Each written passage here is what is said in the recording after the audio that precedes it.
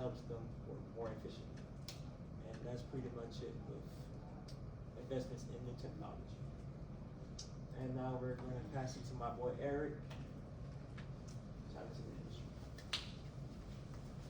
Okay, so when you talk about the media and entertainment industry, specifically the sports side of things, you have to go over these main three challenges in the industry.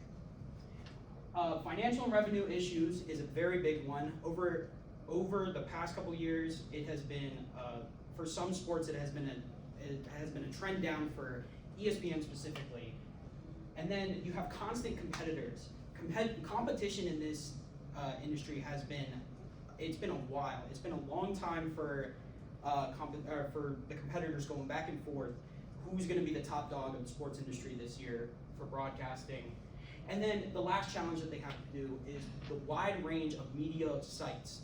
Specifically, whether you're talking about social media, whether you're talking about broadcasting, they have to be able to tailor to multiple different people. They have to be able to tailor to a plethora of different people so that everybody can get what they want. As you can see here in this picture, you have all these different types of shows that ESPN makes on the ESPN Plus website, or on the ESPN Plus subscription, so that they have more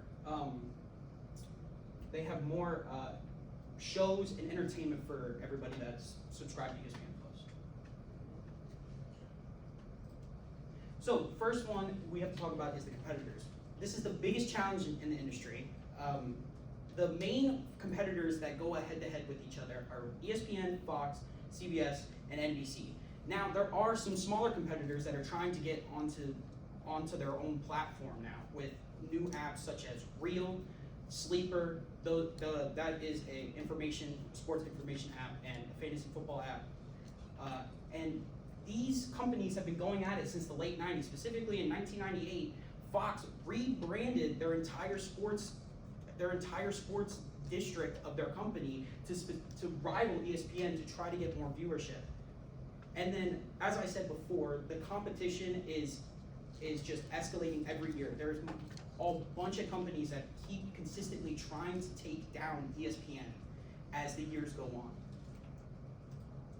And then you have to talk about the range of media sites. I know everybody here obviously has all the social media apps, and so does ESPN and all the other webs and all the other competitors.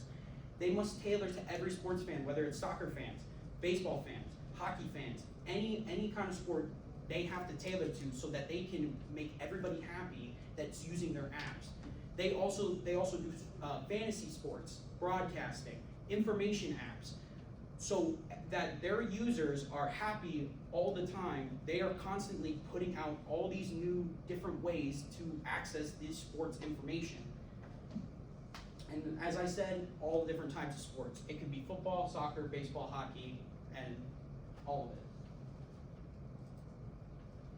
And the financial and revenue challenges. Now this is a big one, because the cost for broadcasting certain sports, specifically the NFL, has increased drastically over the years, and ESPN has been struggling to keep up with paying those for the streaming rights for them. It's maintaining their profits. They can afford to get the rights to stream them. It's just hard to get the viewerships. So in 2023, in the first 9 months of their fiscal year, they were actually down 20% in profit. So what ESPN did to try to overcome this is they have explored pacts with the NFL that they can purchase the streaming rights for the NFL and in return, the NFL actually gets a percentage of ESPN. So they have to give up a majority of their company just to keep these streaming rights. So keeping up with the profit margins is very difficult in this industry.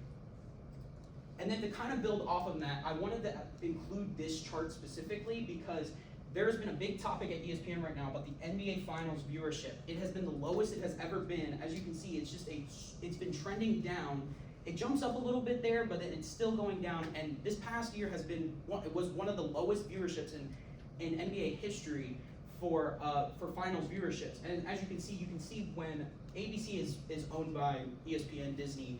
So ever since the NBA Finals have gone onto ABC, you can see it's kind of trickled down from when it was on NBC. So it is very difficult to keep up with your profit margins and to hit all the different sports and keep everyone happy. So, all in all, sports media and entertainment, it's always growing. And as Brian said earlier, the streaming scene will continue to keep advancing.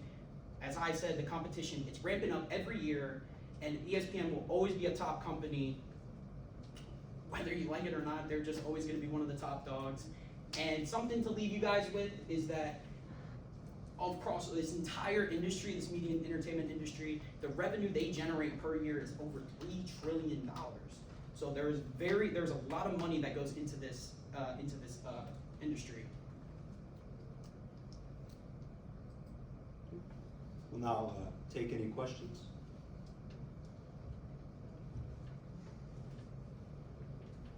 What did you say were